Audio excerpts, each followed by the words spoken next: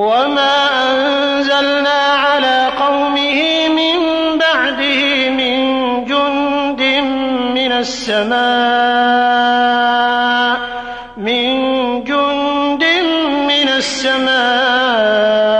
وما كنا منزلين۔ اور اس کے بعد اس کی قوم پر ہم نے آسمان سے کوئی فوج نہیں اتاری اور نہ ہم اتارنے والے ہی تھے، بس ایک ڈانٹ تھی کہ دفتن وہ پامال ہو کے رہ گئے۔ افسوس ہے بندوں کے حال پر، جو رسول بھی ان کے پاس آئے وہ ان کا مذاق ہی اڑاتے رہے۔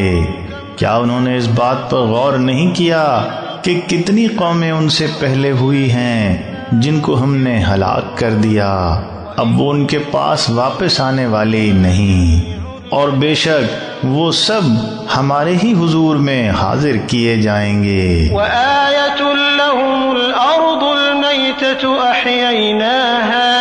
أَحْيَيْنَاهَا وَأَخْرَجْنَا مِنْهَا حَبًّا فَمِنْهُ يَأْكُلُونَ۔ اور ایک بہت بڑی نشانی ان کے لیے مردہ زمین ہے، اس کو ہم نے زندہ کیا اور اس سے غلے اگائے، پس اس میں سے وہ کھاتے ہیں، اور اس میں ہم نے کھجوروں اور انگوروں کے باغ لگائے اور اس میں چشمے جاری کر دیے کہ وہ اس کے پھل کھائیں، اور یہ ان کے ہاتھوں کی کارگزاری نہیں ہے، تو کیا وہ شکر نہیں کرتے؟ سبحان الذي خلق الأزواج كلها مما تنبت الأرض ومن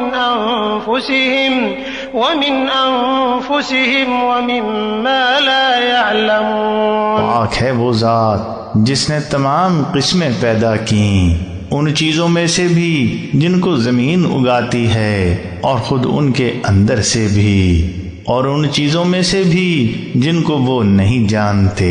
وَآيَةٌ لَهُمُ اللَّيْلُ نَسْلَخُ مِنْهُ النَّهَارَ فَإِذَا هُمْ مُظْلِمُونَ وَالشَّمْسُ تَجْرِي لِمُسْتَقَرٍّ لَهَا ذَلِكَ تَقْدِيرُ الْعَزِيزِ الْعَلِيمِ۔ اور ان کے لیے ایک بہت بڑی نشانی رات ہے، ہم اس سے دن کو کھینچ لیتے ہیں، پس وہ دفتن اندھیرے میں رہ جاتے ہیں، اور سورج ایک معین مدار پر گردش کرتا ہے۔ یہ خدائے عزیز و علیم کی منصوبہ بندی ہے، اور چاند کے لیے ہم نے منزلیں ٹھہرا دی ہیں، یہاں تک کہ وہ کھجور کی پرانی ٹہنی کے مانند ہو کے رہ جاتا ہے۔ نہ سورج کی مجال ہے کہ وہ چاند کو جا پکڑے، اور نہ رات دن پر سبقت کر سکتی، ہر ایک اپنے خاص دائرے میں گردش کرتا ہے۔ وَآيَةٌ لَهُمْ أَنَّا حَمَلْنَا ذُرِّيَّتَهُمْ فِي الْفُلْكِ الْمَشْحُونِ۔ اور ان کے لیے ایک بہت بڑی نشانی یہ ہے کہ ہم نے ان کی نسل کو بھری ہوئی کشتی میں سوار کیا، اور ان کے لیے اسی کے مانند خشکی میں بھی چیزیں پیدا کیں جن پر وہ سوار ہوتے ہیں، اور اگر ہم چاہیں تو ان کو غرق کر دیں، پھر نہ ان کا کوئی فریاد رس ہوگا اور نہ ان کو نجات مل سکے گی، بس یہ ہماری رحمت اور ایک وقت معین تک ان کو بہرہ مند کرنا ہے۔ وَإِذَا قِيلَ لَهُمُ اتَّقُوا مَا بَيْنَ أَيْدِيكُمْ وَمَا خَلْفَكُمْ لَعَلَّكُمْ تُرْحَمُونَ۔ اور جب ان سے کہا جاتا ہے کہ اس چیز سے ڈرو جو تمہارے آگے اور پیچھے ہے کہ تم پر رحم کیا جائے، تو وہ اعراض کرتے ہیں، اور ان کے رب کی نشانیوں میں سے جو نشانی بھی ان کے پاس آتی ہے وہ اس سے اعراض ہی کرنے والے بن رہتے ہیں۔